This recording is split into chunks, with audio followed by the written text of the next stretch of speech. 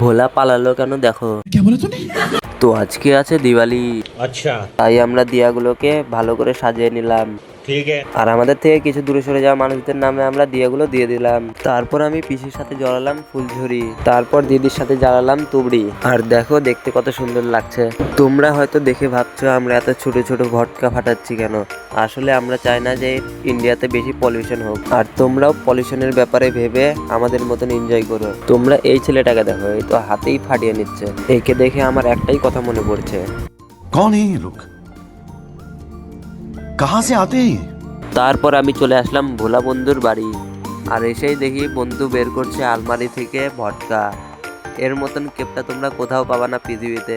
এত বলার পরেও এই শুধু একটাই বের করেছে। তারপর ভোলা বন্ধু ভটকা ফাটাতে নিয়ে পালিয়ে গেল। তারপর আমরা জ্বালালাম আকাশ প্রদীপ, আর আমাদের আকাশ প্রদীপ আকাশে যাওয়া বাদ দিয়ে মাটিতে যাচ্ছিল। কিছুক্ষণ পর আকাশে চলে গেল। আবার দেখা হচ্ছে পরের ব্লগে। তো তোমাদের সবাইকে হ্যাপি দিওয়ালি।